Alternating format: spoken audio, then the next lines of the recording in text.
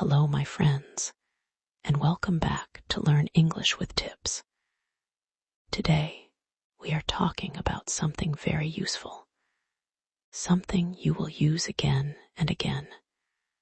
Today's topic is ordering food at a restaurant. What does this mean in practice? It means reading a menu with confidence. It means asking questions without fear. It means talking to a waiter like a real, natural English speaker. Maybe you have felt this before. You sit down at a restaurant. You open the menu, and suddenly, your English feels far away. Don't worry, my friend. Today, we fix that together. Before we start, let me remind you how to listen. I will speak slowly. I will use simple words. I will repeat important phrases so they stay in your memory. And if you want, you can shadow me. That means repeat after me out loud like an echo. This helps your mouth remember the words, not just your brain. This episode has 4 parts. In part 1, we introduce the topic. In part 2, we look at common problems and give you your first tips. In part 3, we go a little deeper. And in part 4, we bring everything together and connect it to your bigger goals. So, ordering food. Why does this matter so much? Think about it. Restaurants are everywhere. At home, on vacation, in a new city, in a new country. Every restaurant visit is a small English lesson waiting for you. Every restaurant visit is a small chance to practice. Every restaurant visit is a small victory if you are ready for it. And today, my friend, we make you ready. Take a deep breath. Relax your shoulders. Let your mind slow down. You are safe here. You are learning. And step by step, you are getting stronger. Take a deep breath, relax, and let's begin together. Let's talk about the real struggle. Many learners know restaurant words. Menu, waiter, bill. But when they sit in a real restaurant, their mind goes blank. The words disappear. The voice feels stuck in the throat. It's normal to feel nervous. It's normal to feel your heart beat faster. It's normal to worry about making a mistake in front of a stranger. But listen to me, my friend. The waiter is not your judge.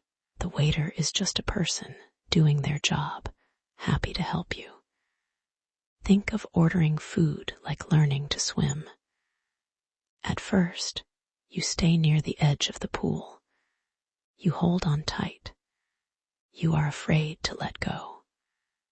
But slowly, you push off. You float. You move your arms.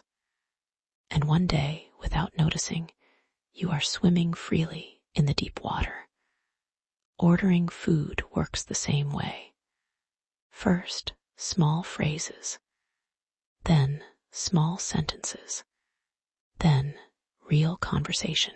So let's give you 3 tips to start. Tip number 1. Learn simple opening phrases. You can say, "Could I have the menu, please?" You can say, "I would like to order now." These small phrases open the door to everything else. Say them often, and they become automatic. Tip number 2. Ask questions with confidence. You can say, "What do you recommend?" You can say, "Is this dish spicy?" These questions show that you are engaged, not shy, and most waiters love to help a curious customer. Tip number 3. Use polite, simple requests. You can say, "Could I have some water, please?" You can say, "Excuse me, could we get the bill?" Simple words, clear meaning, no stress.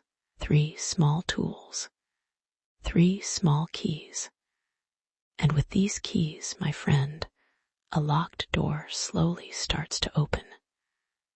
Okay, in this part of the episode, I will talk about going a little deeper. And you may notice something. My sentences are becoming a little longer now, a little more detailed. This is not by accident, my friend. This is intentional, because your ears are warming up, and slowly, gently, we are training them to understand more. Let's talk about deeper tips, the kind that build real confidence over time. Tip number 1, notice your progress, even in small moments. Maybe today you only understood half of what the waiter said. That is still progress. Maybe yesterday you understood nothing at all, and today you understood one full sentence.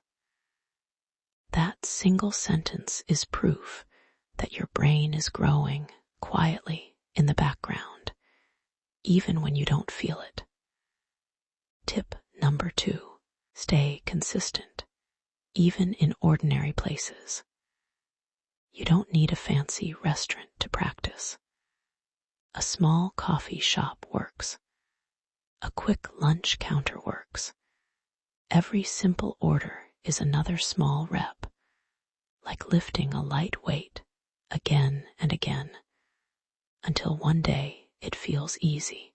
Tip number 3, handle mistakes with calm, not shame. Maybe you order the wrong dish by accident.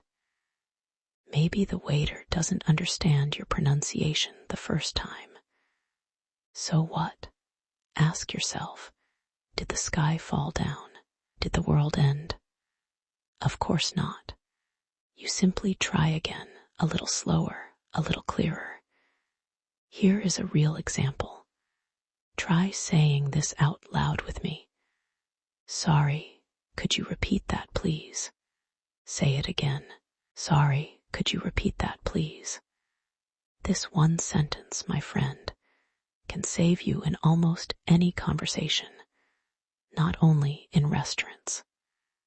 So ask yourself, what is really stopping me? Is it my English, or is it simply my fear of being imperfect in front of a stranger I will likely never see again? Now, let's zoom out, my friend, and see the bigger picture. Ordering food is a small skill, but small skills, practiced often, build a much bigger life. Think about traveling to a new country and confidently choosing your own meal without pointing at pictures like a tourist who feels lost. Think about a business dinner where clear, calm English makes you look professional and prepared. Think about sitting with new friends from a different culture and feeling completely comfortable, completely yourself, completely part of the conversation. Here are a few real benefits connected to this one simple skill. You gain independence when you travel because you no longer need someone else to order for you. You gain confidence in social situations because ordering food becomes just another normal conversation, not a test.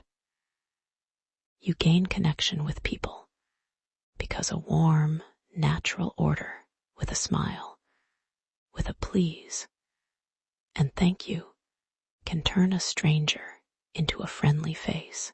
You have made it to the end of this episode, my friend.